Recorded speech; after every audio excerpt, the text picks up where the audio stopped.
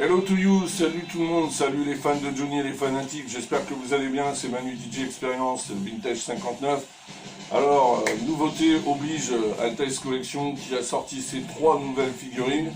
Donc je vais vous présenter ça dans quelques instants. Allez, à to you, alors voici donc le numéro 33, donc le magazine, le fascicule, qui est donc l'année 1984.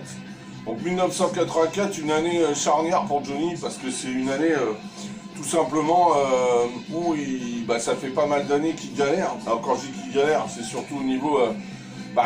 il commence à se retrouver comme tous les chanteurs qu'on appelait à l'époque les ringards, quoi. Ça commence... Johnny prend un sacré coup de vieux, on va dire. Et l'homme qui va sauver Johnny, il s'appelle tout simplement Michel Berger. Donc là, on est juste avant, c'est 1984. Et ce qui va sauver Johnny, c'est qu'en 1984, Johnny il fait des grands concerts, c'est ce qui le sauve. Parce que bon, les disques se vendent plus énormément, les fans ont vieilli, et avoir 40 ans dans les années 80, c'est plus comme 40 ans aujourd'hui.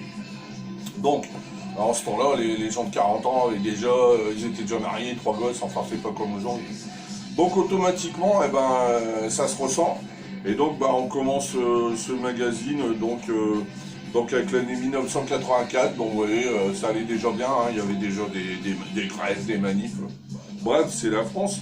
Mitterrand et Kohl, oh là là, le duo France-Allemagne, hein, les frères ennemis, comme je dis toujours.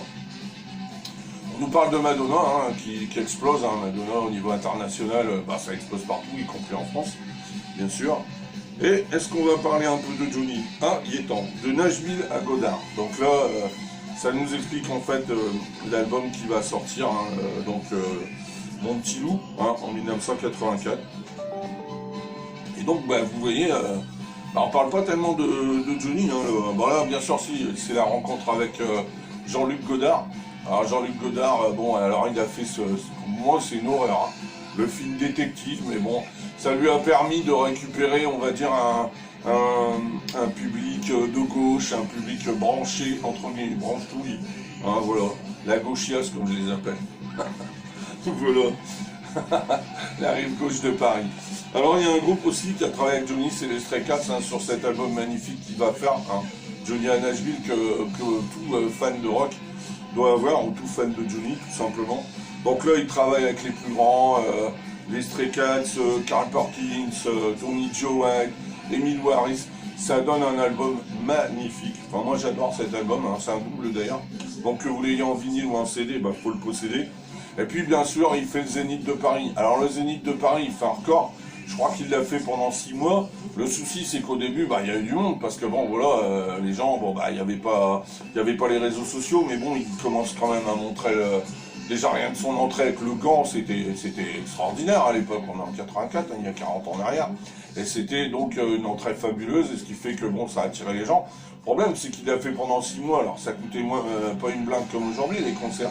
Mais bon, les gens, ils pouvaient pas les voir non plus 25 fois, peut-être qu'ils l'ont fait. Hein.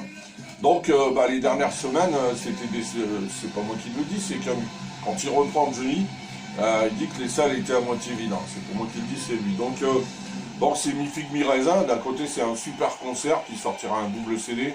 Alors là il y a une polémique qui dit qu'il y a une partie de l'enregistrement qui était live et une partie qui était enregistrement répétition, donc c'est étonnant. Mais bon, ça nous donne quand même un putain d'album, parce qu'il y a vraiment des très bonnes chansons, comme Drôle de métier, etc. Alors on continue, donc Johnny se met à nu, donc voilà, hein, c'est toujours Johnny avec toutes les différentes couvertures de magazines, hein. Donc là on est en 1984, donc on le voit avec Babette, il s'est marié avec Babette, bon ça a duré 6 mois, et puis après c'est un Johnny quand même assez errant qui se cherche vraiment, les débuts des années 80, les Goldman, Cabrel, Souchon, Balavoine, Berger, tout ça sont arrivés et ils ont mis un gros coup de balai à la génération Yéyé et Johnny pour pas être un gars, il se demande où il doit aller, et c'est pour ça que je vous dis ce qui va le sauver, c'est la rencontre avec Nathalie Baye, qui va lui présenter France Gall, qui va lui présenter Michel Berger. Donc là, on est toujours en 84, donc là, il revient vraiment aux sources du rock'n'roll. Vous voyez, l'album que je vous dis avec Nashville, donc bien sûr, on voit bien sûr Johnny Cash, tous ces gens-là. Johnny, c'était quand même... il n'a jamais renié le rock'n'roll et ça, c'est génial. Alors, ce gars-là, je ne le connais pas, il s'appelait Hilton Maconico, et c'est celui qui met en scène, en fait, le spectacle du Zénith, avec Pierre Billon, bien sûr, qui sera le créateur et l'inventeur de cette fameuse main. Quand il arrive sur scène, comme ça, avec le poing, c'est extraordinaire, hein. Même les Rolling Stones étaient sur le cul, hein. Ils n'avaient pas fait une entrée aussi forte, il y a 40 ans en arrière, hein, faut le dire. Donc bien sûr, les autres n'étaient pas encore passés. Ils sont certainement servis là-dessus, Johnny. Et voici donc l'album Drôle de métier. Et Drôle de métier, c'est un bon album. Alors bien entendu, il y a Mon Petit Loup, il y a Drôle de métier, il y a la chanson qu'on entend derrière moi, qui vaut le détour, Génération banlieue, ma banlieue va exploser. Visionnaire le Johnny quand même. Donc voilà, c'est un album quand même correct, mi-variété, mi-rock. C'est un album sympa. Franchement, c'est un album que j'aime bien, moi. Cet album Drôle de métier, et puis bien sûr avec le Zénith qui a suivi. Voilà, et puis on arrive à l'année 1999 pour le prochain, donc pour le numéro 34. Et voici une belle photo, ça c'est quand il chante Ne me quitte pas au Zénith 84. C'est là qu'on s'aperçoit que Johnny, ah oui, il peut reprendre aussi des chansons d'auteurs, et il ne faut pas oublier que c'était l'idole à Johnny, Jacques Brel. Et donc vous avez... Quand j'accepte une chanson, je me dis c'est bien, j'ai des émotions à transmettre, et c'est exactement ce qu'il faisait. Hein. Ça, Johnny, c'était une de ses forces, c'est que l'émotion, quand il chante Ne me quitte pas, on est obligé de... Si vous n'avez pas les poils, c'est que passez à autre chose. Quoi. Alors, la figurine 33, la voici, la voilà, et oui, encore une figurine tout en noir. Alors, c'est une exclusivité, entre guillemets, parce que là, ils ont été loin, ils ont été quand même été recherchés. Johnny qui avait fait un mini concert à la Tour Eiffel en 2011, donc c'est juste après sa longue période d'hôpital, hein, sa longue maladie. Hein, c'est quand Johnny commence à être malade, hein, il faut quand même pas se leurrer. Donc on avait tous peur, fin 2009 qu'il nous lâche. Bon, 2010 il s'est soigné, 2011 après avoir été voir son copain Mathieu Chédid sur scène, il décide de remonter sur scène parce que c'était sa vie. Et il commence par juste à la nouvelle année. Il nous offre cette chanson qu'on entend derrière moi, Autoportrait, et il fait un mini concert de 5-6 titres comme ça, où il joue avec ses musiciens. En fait, il répète sa future tournée 2012-2013 tout simplement. Et donc, voilà, c'est Johnny à la Tour Eiffel, mais 2011, hein, c'est pas celle scintillante. Hein. Donc c'était un concert intimiste où quelques fans ont été le voir. Et c'est un Johnny qui revient tout doucement, on va dire, de la mort à la vie, hein, tout simplement. Hein. Bon voilà, alors après la figurine par elle-même, elle est pas trop mal faite, la tête, c'est toujours... de toute façon, moi j'ai toujours dit, il n'y a pas moyen, on peut regarder n'importe quelle figurine, la tête il n'y arrive pas. Mais sinon c'est une figurine pas trop mal faite, mais franchement moi j'ai été étonné, parce que la Tour Eiffel 2011, c'est pas un événement qui m'a frappé. Moi il y a des événements, je vais le dire à la fin de la vidéo, qui sont bien plus intéressants à avoir une figurine. Voilà. Alors vous entendez derrière moi 100%, voici donc le fascicule numéro 34, le magazine numéro 34. Et donc on traite de l'année 1999, très grande année pour Johnny, puisque Johnny termine le millénaire, le 20e siècle, vraiment avec un album exceptionnel, 100%, qui est la plus grosse vente discographique de Johnny de son vivant, hein, si on enlève Mon pays c'est l'amour, c'est la plus grosse vente de sa carrière discographique en studio. Donc 100% c'est 2 millions d'exemplaires vendus, hein, c'est un carton phénoménal. Toutes les musiques ont été écrites par David Hallyday, puis bien sûr comme parolier, il a pris les meilleurs, hein, Zazie, Miosek, etc. Hein, donc c'est un album vraiment extraordinaire. Alors 99, comme d'habitude, les premières pages, ils savent pas quoi mettre. Donc ils nous parlent d'avancées sociales et de catastrophes naturelles. C'est vrai que le 24 décembre 99, un joyeux Noël, il y a eu une tempête de ouf. Enfin, on croyait qu'on ne verrait même pas l'an 2000. Ça, je m'en souviens, bien sûr. Bon voilà, après le rugby, la France qui va en finale, qui perd d'un point, je crois, contre les All Blacks. Bon voilà, qui s'en souvient. Bon, les fans de rugby, je suppose. Alors on arrive à Johnny, et Johnny, en 99, tout va bien avec Laetitia, il parle de fonder une famille, voilà, rien d'extraordinaire. Donc c'est un Johnny qui a fait le Stade de France, et puis qui est redevenu, après le fiasco de Vegas, le Stade de France, ça l'a remonté, et puis alors il nous sort cet album extraordinaire avec des chansons incroyables. Vive pour le meilleur.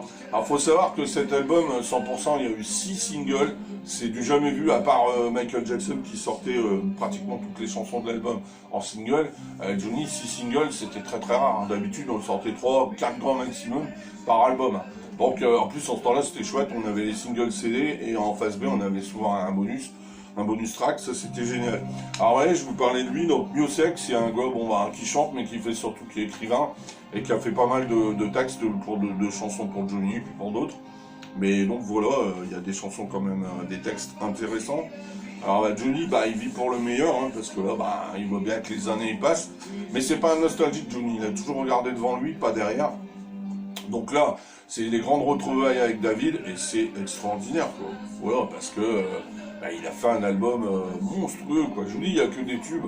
Il y a 100%, il y a Partie de cartes, il y a Pardon, il y a Un jour viendra. Il n'y a que des tubes, hein. Franchement, il en a sorti 6. Il aurait même pu sortir 8 ou 9 singles, ça aurait dérangé personne.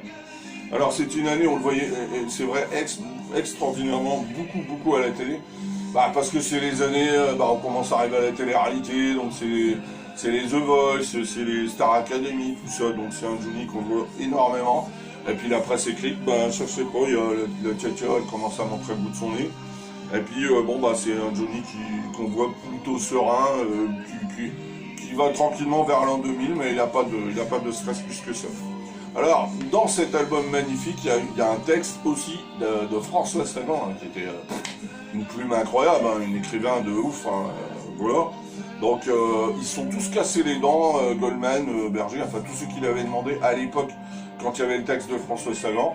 Et David, il prend le texte et 2-3 jours après, il ramène quelques clics, voilà, et qui est vraiment une chanson aussi extraordinaire sur l'album. Surtout la version live à la Tour Eiffel, c'était quelque chose. Rencontre avec Tania Saint-Val, ouais, ça c'était la blague là, qui a fait Love Affair en 1994. Bon, c'est un peu en sujet, puisqu'on est en 99. Mais elle a été un moment de choriste avec lui. Et puis donc voici cet album magique. On entend derrière moi, c'est ma chanson préférée de l'album, il y en a tellement. Mais Partie de cartes avec le clip avec Jean Reno, ça a été gravé dans ma mémoire. Allez savoir pourquoi il l'a pas chanté sur scène. Pour moi, il trouvait que c'était pas assez. C'est une chanson cool, hein. C'est pas. Mais bon, moi je pense qu'avec une orchestration d'Yvan Cassar, ça aurait pu très bien le faire sur scène. Ça c'est clair. Mais après, faut faire un choix. Et comme les gens réclament toujours Gabriel Tennessee dans vie, les nouvelles chansons en pâtissent. Et ça a toujours été mon grand regret vis-à-vis de Johnny. Alors bien sûr, on peut pas parler de son fils David. Hein. S'il parle pas de David dans ce fascicule-là, faut qu'ils arrêtent. Hein. Donc forcément, c'est David qui lui aussi, d'ailleurs, en même temps, va faire son album avec son tube, là, Tu ne m'as pas laissé le temps. Ça faisait des années qu'il n'avait pas chanté pour lui, donc grosse année pour David. Et donc voilà, le père et le fils qui se retrouvent et ça donne cet album magique, quoi. Franchement, 100%, incontestablement top 5 de tous les plus grands albums de Johnny, ça c'est clair. Et là, on va faire un bond en arrière impressionnant, parce qu'on va revenir à l'année 62 pour le prochain fascicule. Voilà. Et donc voilà, encore une belle photo de Johnny, où il nous dit « Durer, c'est quasiment impossible, ça demande beaucoup de temps, beaucoup de blessures et beaucoup de sacrifices. » Et c'est vrai que Johnny, des sacrifices, il en a fait. Mais bon, ça a payé, puisque ça a donné quand même des albums cultes comme celui-ci. Alors, la voici, la voilà, ah oui, non, c'est pas Renaud. Non, c'est Johnny, bien sûr. Alors, celle-là, je l'attendais, mais comme un messie, quoi. S'il y en a une, j'avais dit, s'il faisait cette collection sans faire le Parc des Princes 93, je vais péter un boulon. Bon, il a fallu attendre donc la numéro 34, c'est la 34e, donc vous reconnaissez bien sûr Johnny, au Parc des Princes en 93, bien sûr, avec cette magnifique chemise rouge. Ça, c'était d'enfer. Ceux qui n'ont pas vu ça, bon, voilà, tant pis pour vous. Mais c'était un concert extraordinaire. Ça restera le concert du siècle de Johnny. Ça, moi, celui qui me dit non, il y a le Stade de France, il y a la Tour Eiffel, mais le plus grand pour moi, c'est celui-là. Franchement, le premier Parc des Princes, il est fabuleux. Il y avait tout. Il y avait les cracheurs de feu, il y avait les cascadeurs, il y a son entrée extraordinaire où ils font la foule. Il y a sur la bagarre, tous les bikers. Enfin, il manquait rien dans ce concert. Hein. Puis tous ses potes de l'époque, hein, Sardou, Eddie Mitchell, Sylvie Vartan et son fils David. Pour moi, c'est le plus grand concert de Johnny. Donc, il a fallu attendre quand même 34 numéros pour qu'ils sortent, ils avaient peur. Alors, elle est bien, à part peut-être la main, là, de loin, moi je pensais qu'il faisait un bras d'honneur. Mais bon, voilà, il tend le bras, il tend le doigt, bon, voilà. Mais après, c'est Johnny, mais enfin, bon, ils ont quand même fait un bon travail, surtout le pantalon avec ces espèces de pattes d'EF de franges qu'il avait sur le côté. Le pantalon noir avec les lisières gris, c'était extraordinaire. Puis la chemise rouge vif, là.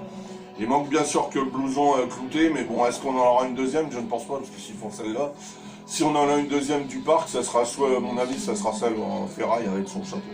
Enfin, on verra, si on en a une deuxième. Parce que malheureusement, ils en ont fait quelques-unes de figurines qui sont bien, mais qui sont complètement refugées, ou comme celle que je viens de présenter, Tour Eiffel de Milan, qui ne sont pas des grands événements de Johnny, tandis que ça, bah, c'est THE événement, quoi. Bon, enfin voilà, bon, bah, c'est mieux que rien, on en aura une, donc voilà, c'est la numéro 34, le Parc des Princes 93, la première partie. Donc Johnny au Parc des Princes 93, ça restera jusqu'à ma mort, ça, dans ma mémoire. Voilà. Les gens m'appellent l'idole des jeunes. Et oui, voici le numéro 35, bien sûr, grande année pour Johnny, on va dire que c'est l'éclosion de Johnny Hallyday en 1962, après son Olympia. Là, c'est un raz-de-marée, et donc vous entendez derrière moi l'idole des jeunes. Et c'est l'année où Johnny dépasse tout le monde, hein. Il n'y a plus personne au-dessus de lui. On ne parle plus de ni Sacha Distel, ni Henri Salvador, ni Aznavour, ni Beko. La star, c'est Johnny Hallyday, point, voilà. Donc Johnny, avec tous les autres, hein, les Yéyé, les Sylvie, les Eddie, les Clo-Clo, tout ça vont arriver. Mais le meneur, le king, c'est lui, en France, bien sûr, c'est Johnny Hallyday. Donc on est en 1962, donc bon voilà, 62, bien entendu, le fascicule doit être normalement en noir et blanc. Alors bien sûr, la guerre d'Algérie, hein, ça avait marqué surtout, Johnny n'en parlait pas, par contre Eddie, ça l'avait marqué, puisque lui, il avait fait un concert là-bas, et il a failli exploser, il y avait une bombe dessus la scène. Bon, ça, il a déjà raconté, ça fait partie des faits divers, si on peut le dire. Alors en 62, ben, regardez, hein, vous vous rappelez de ça, Sardou, quand il a chanté le France, c'est la création à l'époque du plus grand bateau, hein, après le Titanic, bien entendu, hein, le France, qui a fini pourri sur une île en Norvège. Enfin bon, voilà. On arrive à Johnny, et là, vous vous rendez compte, en 62, il réalise ses rêves, il fait un album complètement en anglais, il découvre New York, hein, lui qui pensait qu'aux États-Unis, il n'y avait que des chevaux et des paysages romantiques. Bah non, les États-Unis, il y a deux parties. Hein. Il y a la partie moi que j'aime, hein, la partie, comment dire, western, et puis la partie barque, business et compagnie. Mais ça lui permet de rencontrer, là, vous voyez, c'est une belle photo avec Ray Charles, donc voilà, il va rencontrer tout le gratin américain, Frank Sinatra, puis après tous ses potes qui vont devenir Mick Jagger, David Bowie, etc. Hein. Donc souvenir, hein, voilà, il visite New York, il découvre forcément un autre pays. Et c'est les débuts des amours avec Sylvie, puisqu'il va faire ce film D'où viens-tu Johnny, il va rencontrer Sylvie Vartan, il va travailler avec son frère Eddie Vartan, et puis il va tomber amoureux de Sylvie, et Sylvie va totalement craquer sur Johnny, hein, qui n'aurait pas craqué sur Johnny Hallyday en 62. Bon voilà, quoi, à partir de là, leur romance, leur histoire d'amour commence, tout simplement. Donc c'est les débuts, alors on les voit à l'époque sur les Scopitones, les débuts de la télé, et puis en 63, ils annoncent leur fiançailles, tout simplement. Voilà, vous entendez derrière moi pas cette chanson qui était une chanson justement phare, un tube extraordinaire, Mina, reprise par Johnny, et c'est forcément un carton, donc c'est la chanson qui a marqué, avec l'idole des jeunes, l'année 1962 tout simplement. Donc c'est un Johnny qui fait un Olympia archi soldat pendant des semaines, et voilà, tout le monde est content, et donc forcément les magazines de l'époque, hein, Salut les copains, etc., tous les magazines de l'époque, il n'y a que Johnny en couverture. C'est le début de la Johnny Mania, donc c'est à partir de 62 qu'on le voit vraiment partout, à la télé, à la radio, à la presse écrite. Voilà quoi, c'est la Johnny Mania tout simplement. Voilà, Johnny au pays des merveilles, donc voilà, il nous raconte justement Johnny qui fait un rêve fou, puisque deux ans auparavant, il dormait dans une piole de 10-12 mètres carrés, quoi. Il avait un studio, hein, Johnny, on le voit je vous conseille l'expo, hein, si vous allez voir l'expo qui va démarrer au mois de janvier à Paris. Moi je l'ai vu à Bruxelles, bon ça valait le détour malgré les gna les critiques, faut y aller quand même. Bon voilà, et donc Johnny passe de simple badaud à idole des jeunes, quoi, c'est un truc de fou. Alors là on nous parle de Gilles Paquet qui va être son producteur en fait, hein, celui qui va vraiment diriger sa carrière pendant de très très longues années, parce que Johnny, il n'était pas trop fidèle en amour, mais par contre en amitié, en travail, quand il avait quelqu'un, vraiment il restait très très longtemps avec, mais par contre quand ça cassait, ça faillitait. Voilà. Et donc on voit l'image de droite avec Sardou, parce qu'ils ont travaillé aussi ensemble avec Gilles Paquet, et donc c'est le décès de Gilles Paquet. Et Johnny lui rendra hommage au Stade de France en chantant la chanson Charlie, pardon. Et à la fin, il dit salut Gilles, et c'était lui Gilles Paquet, donc un homme important dans la carrière de Johnny, surtout à ses débuts. Voilà.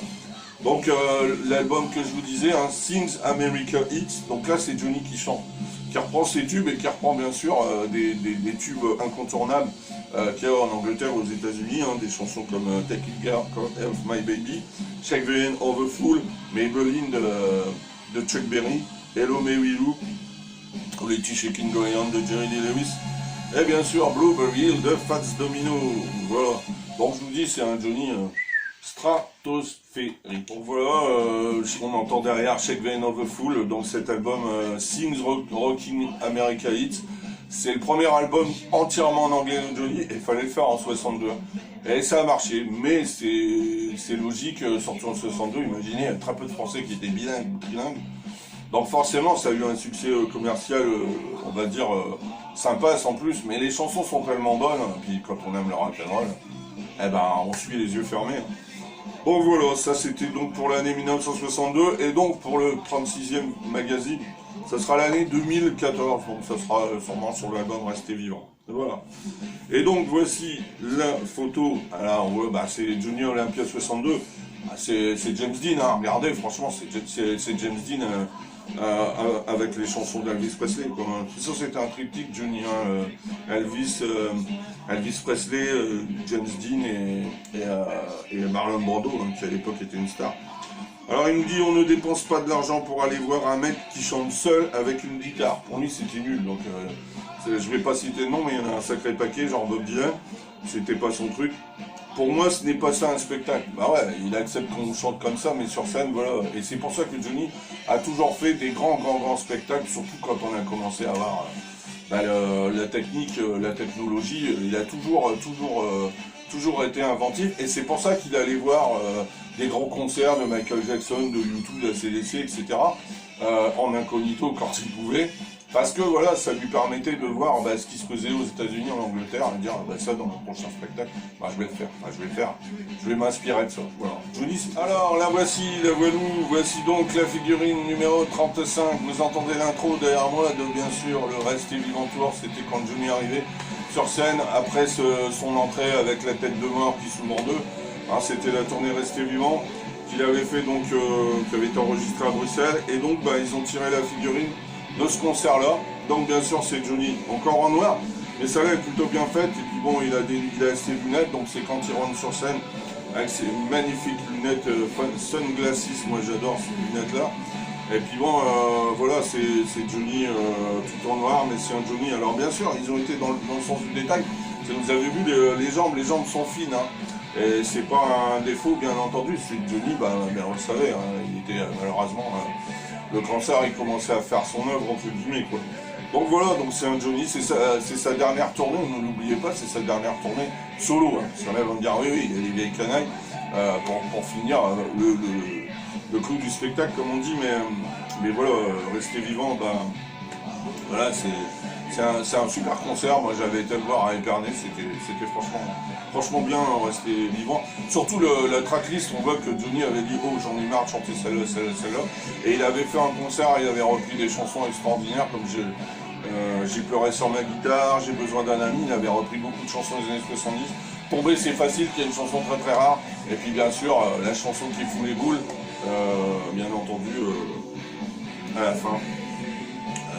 La chanson de Jacques Brel, Quand on n'a que l'amour. Voilà, donc petit récapitulatif, j'ai su le dire, super. Alors donc la 33, donc c'est l'année 1984, hein, ça parle bien entendu, surtout du Zénith 84, hein, bien sûr, pour le fascicule. Et pour la figurine, c'est pas compliqué, ils ont repris la Tour Eiffel 2011, j'insiste bien, hein. Ne venez pas me dire c'est 2000, hein, c'est 2011. En fait, juste après sa maladie, Johnny décide de faire un mini-concert et nous offre la chanson Autoportrait, qui était la première chanson en streaming de Johnny. Et oui, ça aussi faut le savoir. Alors pour la 34, ça traitait donc de l'année 1999, la super année juste avant l'an 2000. Pour Johnny, de toute façon, il avait bien fini le millénaire et bien commencé, parce que 99-2000, c'est 2 grandes années pour Johnny. Et c'est l'album avec son fils, bien sûr, 100%, qui est un album vraiment majeur. Pour la plupart des fans lambda, c'est le meilleur album de Johnny. Pour moi, c'est un top 5. Après, bon, hein, les couleurs, voilà, donc bien sûr. Et puis, la voici, la voilou, bien sûr, la figurine qu'on attendait, à mon avis, tous les fans. C'est bien sûr Johnny au Parc des Princes 93, hein, que de magnifiques souvenirs. Voilà. Et puis donc pour terminer, alors l'année, moi je dirais l'année qui a fait vraiment exploser Johnny, l'année 1962, donc c'est la Johnny Mania, hein, comme il y a eu la Clo-Clo Mania ou la Bohème Mania, ou la Gold Mania, donc voilà, tout simplement là c'était Johnny. Donc en 62, voilà, donc c'est l'Olympia, c'est le carton, c'est son voyage à New York où il enregistre un magnifique album en anglais avec toutes ses idoles, Ray Charles, Chuck Berry, Jerry Lee Lewis, Co. Voilà. Et puis pour ce qui est de la figurine, bah, vous entendez derrière moi Restez Vivant, c'était le Restez Vivant Tour. Et donc voilà, c'est les derniers concerts de Johnny en solo, et c'est des concerts qui valent le détour avec son groupe, hein, avec Yarol Pulpo, etc.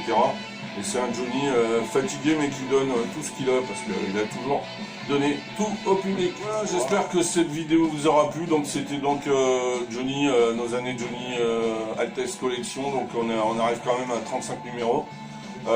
Juste un petit bonus, donc vous avez vu, il y a encore des années qui n'ont pas été traitées.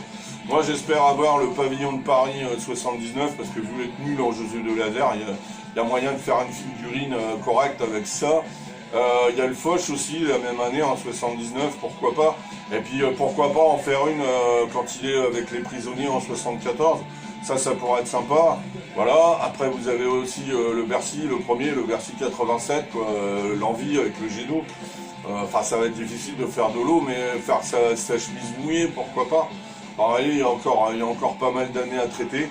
Bon là, on va dire quand même super. Ils ont comme fait une du Parc des Princes 93.